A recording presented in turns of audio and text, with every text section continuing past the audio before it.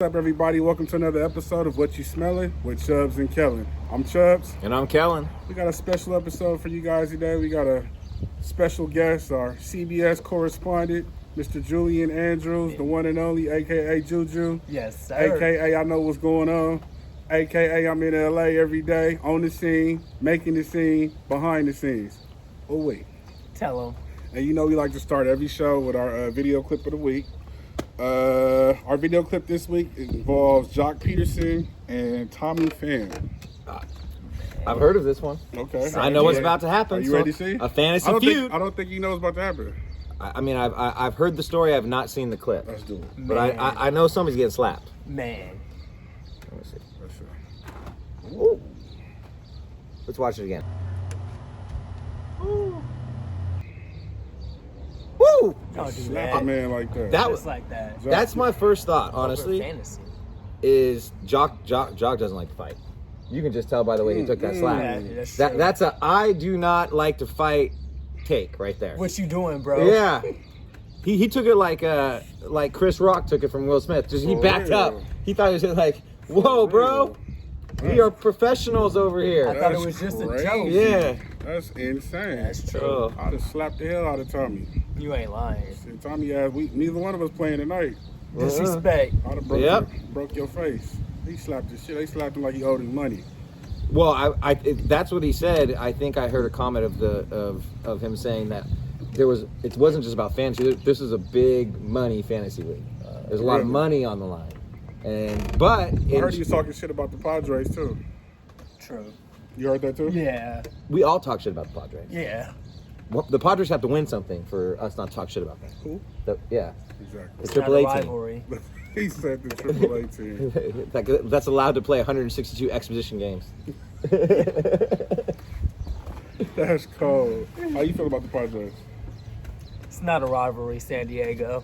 That's all I got to say. Don't let Tommy Pham hear you talking. He liked your ass up. Come on. Apparently, right? Come on. I think that was still a punk move, though. Yeah. Slapping a grown man. Y'all can just have a conversation. And if it's that serious, you need to confront him, somewhere where it's not going to be on media.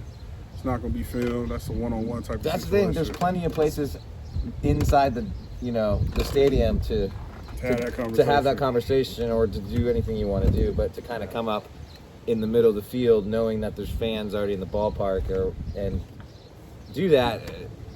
There must have been He wanted that. a lot of money on the line. Hey, Jock, I'm talking to you. Fight back.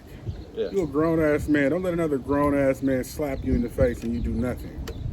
Young Damn. Jock. Throw your fucking glove at him or something. It's Fuck, going bro. down. Come on. Come on, young Jock.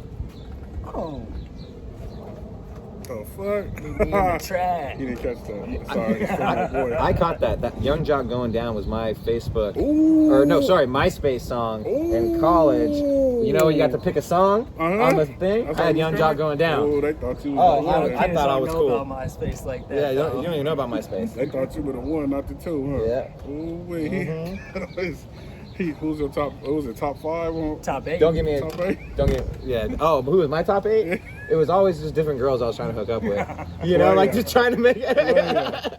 Player move. I understand. Yes. All right, let's go into recent talks in the NFL. We're gonna keep it LA based. My boy Aaron Donald made a big statement saying that he was content with his career, saying that he had been a 7-time All-Pro, 7 years in a row. He had won a Super Bowl. He was dedicated to the game and gave it his all. And I think he's really trying to force the Rams' hand to give him that big contract. Now, mind you, he's already held out twice in his career. So this isn't Aaron's first rodeo with the Rams and paying. Now, at the same time, I believe Aaron Donald is a player that deserves the right to write the check and get paid whatever he wants. He's done everything that you can ask from a player. His dedication in the offseason, his work ethic is unmatched. So, from my perspective, Stan, write the fucking check. Or just hand Aaron the check and let him write it. What you say, Kels? I think he's saying a lot without answering any questions. I think he is content with 7 Pro Bowls and after winning a Super Bowl and making the big play at the end of the game to seal the deal. I mean, it's not just winning the Super Bowl, it's making the big play. That's what you dream of, making the big play at the end. But we all know he's coming back next year. And the Rams know that. This is a game. This is a cat and mouse game, and he will sit out. I have no doubt. I hope he sits out. The last thing I want him to do is get injured in practice. He doesn't need to be there in practice. He will be ready game day. Cool. And so I don't mind the holdout. I don't even mind if he sits a game or two before we sign him. But he's playing a game. He's trying to get the big check. I would pay him whatever he wants, but I do know there's a salary cap. There's other things that we have to keep in mind as a franchise in order to keep winning championships. And he is a big piece to that. So it's a cat and mouse game, but he is not retiring. No way. That is all a front to try to put a little more pressure on the Rams to try to up, his end salary. Plus, he also just signed a deal with Donda Sports, which is Kanye's agency. So that leads me to believe that you're preparing to further your career playing and also other endeavors. That is a great point. And how you make money with anything that you brand or sell. I need to see you on the field. Yep. That's how I found out about you. That's how I knew about you. I can't have all my pictures of you on the field with Nikes on and you're signed with me the whole time. What you say, Drew? That's another great point too. No, you guys nailed it right on the head. He's signed through 2024 with no guaranteed money. So obviously we know Aaron Donald, 3-time defensive player of the year. He needs some guaranteed money the way the league is throwing bags out. True. His recent teammate Matt Stafford just signed a fat deal. So Aaron's next. I have a feeling it's Kroenke and Snead. They're working something out. Get in that number range for Aaron. Make him the highest paid defensive player in the league, as he should be. I think I'm sorry. No, you're good. I think his base salary right now is $14 million a year. Oh. So that's really low for the best, for possibly the best player in the NFL. The man gets double teamed. So I think his base salary got to be somewhere in the $45 to $50 million range. No, you're definitely right. Yeah, he's not retiring. He's staying. Just got to get that bags. Or at least just give him a big signing bonus. That's what I was saying. If we need, if it's about the salary cap, just give him an extension with a big signing bonus, and then let the average stay at 16. But that all comes up to 2022 if you're giving him a $25-30 million signing bonus, and that's where I think you can play with the numbers in that way, and that's what I think they're trying to negotiate. Even more than guaranteed money. Give me that signing bonus, because that's right now guaranteed money. That's in the bank right now. Snead, this man. Yeah, I think Aaron Donald should be the highest paid football player on the planet right now. I think he's deserved that. He's been a critical force in every major win that the Rams have had, from the Super Bowl to the NFC Championship. He's dominated at his position. He's had an effect on every outcome of the most crucial games of our Super Bowl winning season. So longest tenured Ram too. Exactly. So, when you got something like that, a player like that of that stature, go ahead and pay the man. And we've opened up the checkbook. We've written checks to Todd Gurley. We even paid Jared Goff. So Jalen Ramsey. we just recently paid Jalen Ramsey. That receiver. Cooper Kupp. No. Oh. No. Woods. Nope. Wait. He's a little short guy. Tavon Austin. We paid him. Tavon. We gave him like $80-90 million. Tavon got the bag. He did. He got paid. And got out of there. Yeah, that's true. So tell Stan to cut the check, Drew. No, he will. I know Aaron's gonna get the bag. They got Jalen, Cooper, Stafford, Jalen. Run it back, like Aaron said, Super Bowl day. Yeah. Run that back. Yeah, come on. And it's like the Rams, as far as the management and staff, they've always written checks, so they have a history of paying people. So I don't think they're even worried. I think they're probably just negotiating that number. With that base salary being. And I wouldn't be surprised if it'd be $45 million plus per season. He's gonna retire as a Ram. Yeah, and he's gonna retire as a Ram. How many years do you think Aaron Donald got playing at the level he's playing at right now? How old is he? 28 or 30? What's that? 29 or 30? 29 or 30? 4 years. That's a tough position, D-line. You take a lot of hits. No, he gets double teamed basically every play. I will say he plays aggressive, but with him being lower and stockier, he seems like he doesn't take as much damage as other players. Yeah, you're right. But he inflicts a lot of damage. So either way, I think I'll give him guaranteed 4. But I wouldn't be shocked if he's a unicorn. that can last a little longer because of the 6 way he years. plays. And Yeah. he's just in great physical Yeah. shape. Yeah. Exactly. That dude comes to training camp ready to play. 100%. You know what I'm saying? Modern day hope. Yep. Seriously. All right, fellas, we're going to take it now to the NBA. We're going to talk about the recent hire in Los Angeles for the Lakers, Darvin Hamm, former NBA player, won a ring with the 04 Pistons. I think he played 8 full NBA seasons. He also recently won a ring in 2021 as the assistant coach of the Milwaukee Bucks. I think it's a great hire. I think he's a respected coach, player-friendly, but also confrontational. Confrontational in the sense of always willing to confront an issue. He's not going to take shit from AD. He's not going to take shit from LeBron. I think he's going to speak his mind, and he's going to bring some accountability to the Lakers, which I think was needed.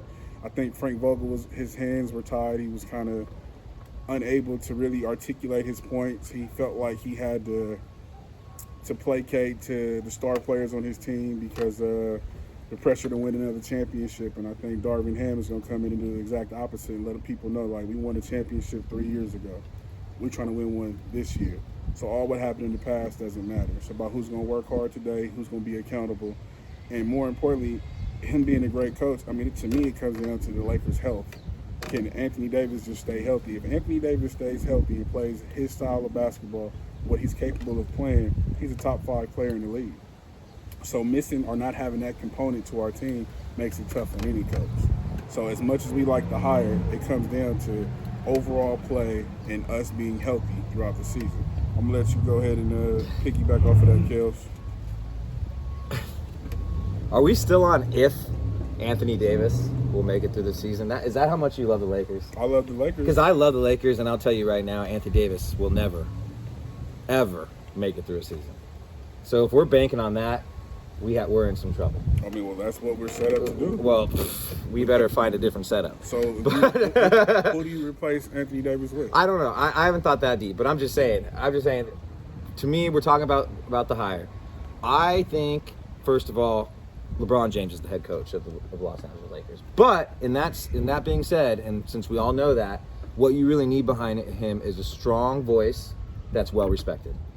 And that's what you're getting out of him.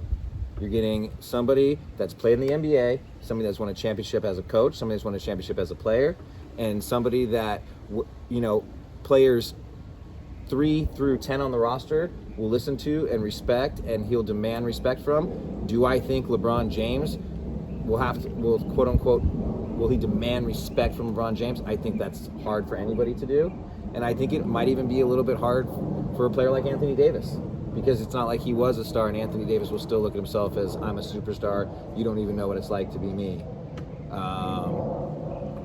But I think it's a great hire, all that being said, especially in today's NBA where, it's a lot about being a player's coach, really getting respect from the guys, being able to be that vocal leader in the locker room and getting people to, play hard, I guess, is really what I think it's more about than the X's and O's. And I do think that's a great hire, and I think we'll see how LeBron James and him do.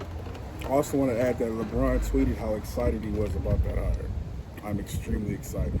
That's what LeBron said. So damn excited, or something to that extent. So. He got to make the pick. LeBron loves Twitter. What do you say, Joe? I like the hire.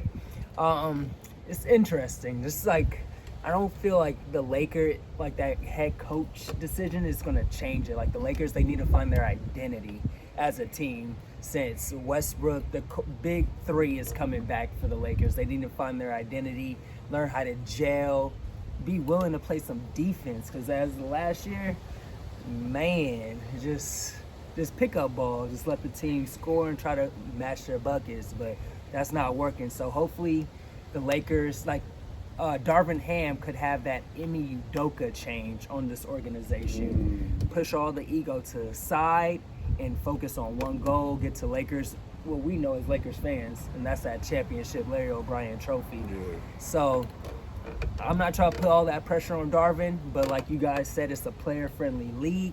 He played against Braun, maybe some other guys, whoever they pick up, because we know the Lakers like to go old. So, so hopefully Darvin could get that philosophy, get his system that he learned in Milwaukee and Detroit, playing defense, being physical, playing team basketball with this team. Yeah, that overall toughness. That yeah. overall toughness. I agree. Do we keep Carmelo Anthony?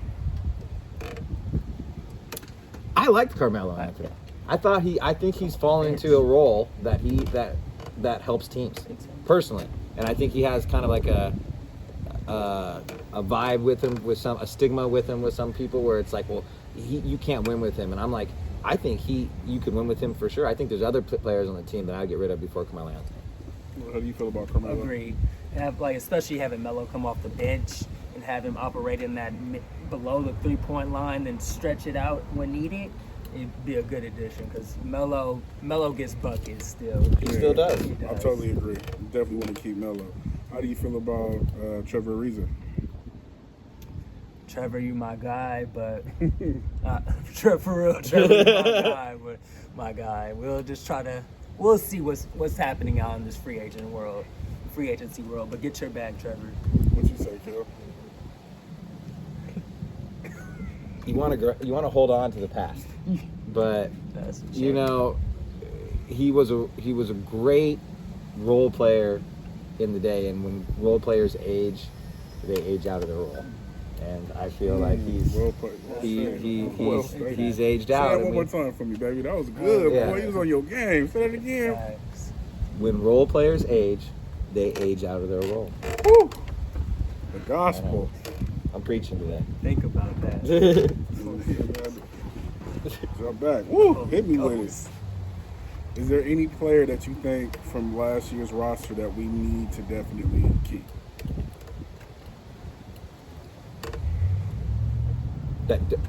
LeBron James. I mean, obviously it's LeBron James, but I'm talking like who? Like maybe Monk. Do you keep Monk? Everybody's Expendable? expendable to me. What about Nunn? He didn't play one minute. Yes. He was hurt the entire season. There was a lot of expectation with him and him being a good shooter and able to play solid defense. We never really got to experience that. Do we give him a second chance and go for that, or? I haven't really thought about Nunn, to be honest with you. He was injured. I mean, I haven't been to see him practice, see how he looks. That when you're injured, you miss the whole season. I need to be He played in the strong. facility. He played strong in the finals. When we played the Miami Heat in the finals, he came off the bench and lit our asses up. He was hitting those threes. I don't know if you remember that. He was putting in some work. Would you keep Nunn? It's just, if we do keep Nunn, we have to be patient. Because like you say, he just missed the whole year. His rhythm might be off for who knows how many X games. So I'll just say patience with him. He's a young player, but missing a whole season gameplay is different from practice. Definitely. But we also have a lot of young players. So if he comes out hot, to me, that's a piece that you can move to maybe finalize championship roster, because you are going to have to make some moves with that roster to make it work. And I don't know what that is yet. I think you almost got to let them play it out a little bit and see what the unit feels is missing and where we can move some chess pieces around. Gotcha. And it might be moving somebody like Nunn, who's having a great beginning of the season, but he's a young piece, and we can package him with somebody else because we're old and swap somebody and get somebody. That's what I'm saying. Everybody to me is expendable except for LeBron James. Gotcha. So overall, we give a thumbs up on the hire for Darvin Ham. Yeah. Oh, yeah. All right, now we're going to transition into the NBA Finals that start tonight. We have the Boston Celtics versus the Golden State Warriors. I think this will be a very interesting series. You have the Boston Celtics, which is a young, gritty, tough team that's ready to establish themselves as true champions. Then you have the Warriors, who are veteran savvy, team full of leadership, experience, know what it takes to win the ring, have won multiple rings. To see them go against each other, I think is going to be exciting. I'm looking forward to some really good basketball. I can't wait to just see some of the defensive matchups as far as who's going to guard Tatum, who are they going to allow Steph to be guarded by. I can see Marcus Smart being a big pest when it comes to Steph. Mm-hmm. I'm interested in certain matchups and how they rotate and the flow of the defense and just the flow of the game. You know what I mean? I'm looking forward to that. How do you feel about that, Kel? I've been calling for the Warriors all along. Although ESPN has me nervous with this BPI telling me that 84% Celtics, 16% the Warriors. Wow. I know you think the Warriors, you think of them as, first of all, you said aggressive or, I said veteran. Oh, sorry, I meant to say Boston. I know you say Boston as aggressive. To me, Marcus Smart is, like we talked earlier, the heart of this team. And he's really the aggressor of the team. I wouldn't really say anybody else on the team, to me, is really a fighter or aggressor. I'd say Draymond Green for the Warriors is also a very, aggressive player in his own right. So I think they both have kind of the same kind of style. I wouldn't call one more aggressive and one more passive. I do think they're a younger team, but at the end of the day, I don't see anybody stopping Steph. And I don't see anybody stopping them running down the court and shooting threes. And it's really hard, even though you're a good defensive team, to stop runs like that in the NBA. And once somebody hits a run, a 15-0, a 15-3 run, not only is that a soul crusher, a spirit crusher, but it's energy and an energy sucker, but it demoralizes you as a defensive team because you had to work so hard to keep those points low, and they just blew it out so quick. And I think the Warriors will get so many of those runs, and it's just going to mentally demoralize them, and eventually they're just going to give up, and the Warriors are going to take it. What do you say, Drew? Just to go back on that Marcus Smart, how you guys mentioned that Marcus Smart, Steph Curry, it's going to be interesting because in the regular season, Marcus Smart made Steph miss like 10 regular season games in the season, and Steve Kerr got pissed at Marcus, yelling at him, saying it was a dirty play. So that's going to be an interesting matchup. But I feel like these are the two best teams in the league.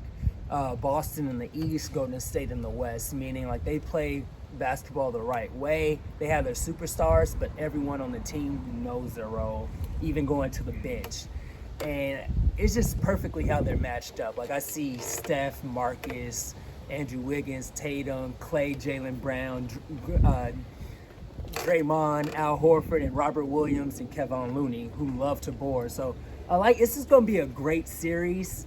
I feel like Boston, they went through Brooklyn, Milwaukee, Miami. So they're ready for this challenge, and during the regular season they played them tough. But the Chase Center will be cracking. I know it's not Oracle Arena, as Steph said, it's like smoke. You can see smoke coming out of Oracle, but we're in San Francisco now, so the Chase Center is going to be classy, but still loud and rowdy.